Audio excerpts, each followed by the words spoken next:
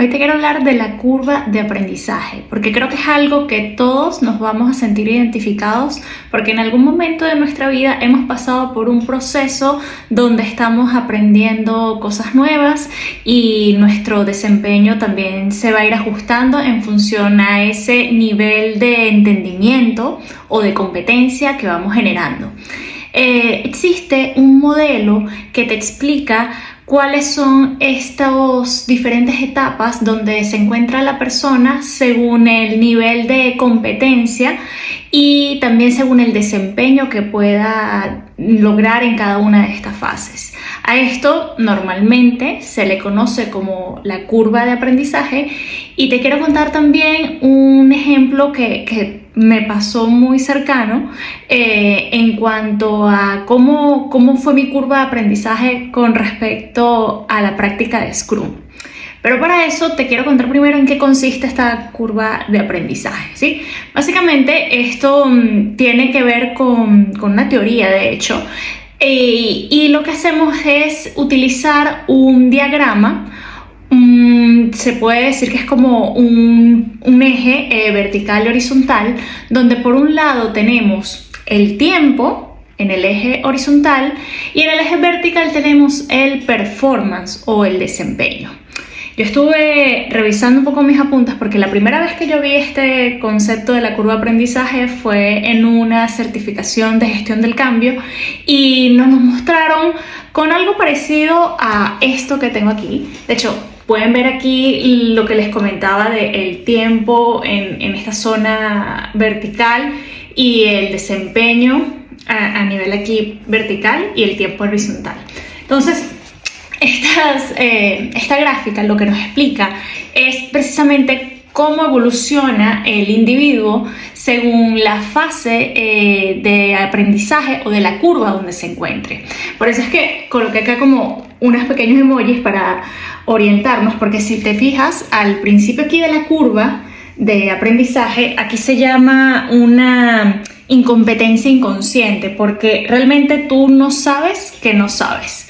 Hay un ejemplo que me gusta ponerlo en práctica, que es cuando tú estás aprendiendo a conducir. En este punto, cuando no sabes que no sabes, es cuando eres un niño, un adolescente y no tienes la necesidad de conducir o manejar un coche, un vehículo, y en ese punto no sabes que no sabes porque realmente no eres consciente de tu falta de competencia. Entonces, cuando ya creces y empiezas a tener esta necesidad de aprender a conducir, es donde entra esta fase, que es una incompetencia consciente. Aquí ya tú sabes que no sabes. En este caso, es una sensación que no es muy agradable porque empiezas a aprender a conducir.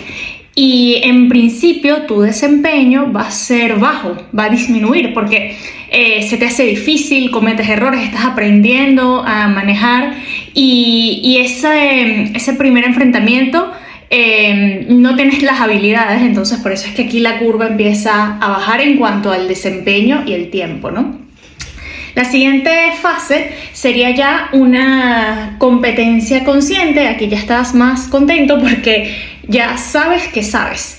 Entonces, aquí comienzas a mejorar. En esta etapa también conduces mucho mejor. Sin embargo, tienes que estar muy atento a la vía, evitar distracciones y poco a poco comienzas a tener más confianza. Aquí ya el desempeño no baja, sino que empiezas un poco a mejorar también, ¿no? Y la última fase de la curva de aprendizaje es una competencia inconsciente. Aquí, en este punto, se refiere a que tú no sabes que sabes. Ya llega un momento en que podrás conducir de forma casi automática. Aquí todos los pasos que realizas ya lo estás haciendo de forma inconsciente cuando estás conduciendo.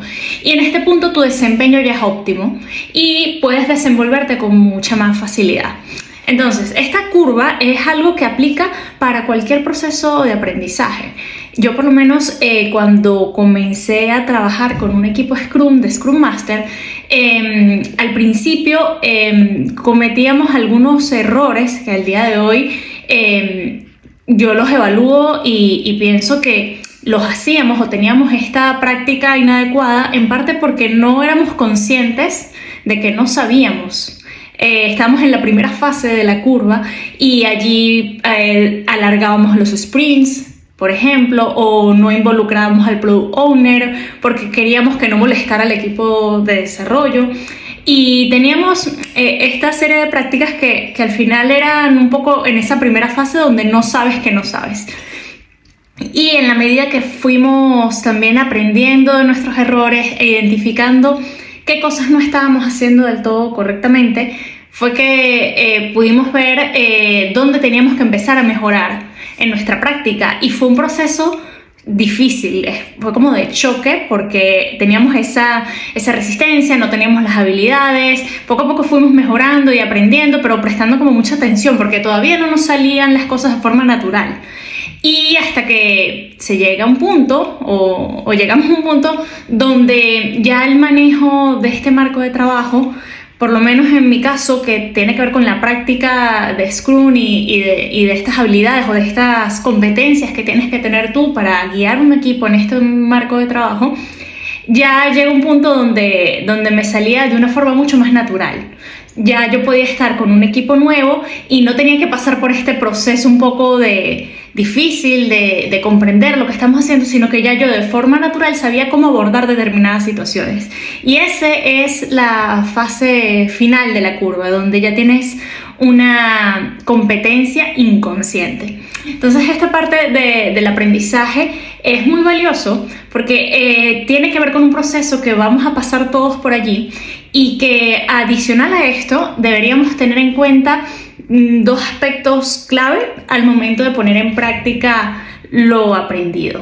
Te los voy a explicar con el mismo ejemplo del coche, de conducir un carro. El primero es que todo lo que vayas a aprender debes hacerlo en la medida que lo vayas a utilizar. ¿Qué quiere decir? Que si tú no tienes un carro disponible para tú poder practicar lo que estás intentando aprender, no vale la pena que te empeñes en aprender a manejar, porque realmente no lo vas a poner en uso recientemente. Es como cuando aprendes algo que dentro de un año es que lo vas a utilizar. Eso no hace que sea eficiente el aprendizaje. Y el segundo punto tiene que ver con lo aprendido, debe ser puesto en práctica lo más pronto posible. Entonces, si ya completaste tus clases de manejo y lo ideal sería que te prepararas para el examen y que una vez que apruebes el examen sigas continuando manejando. Y si lo pones en práctica todo lo aprendido, apenas lo empiezas a desempeñar o a poner en práctica estas habilidades, esa va a ser la manera más efectiva de lograr este proceso de aprendizaje.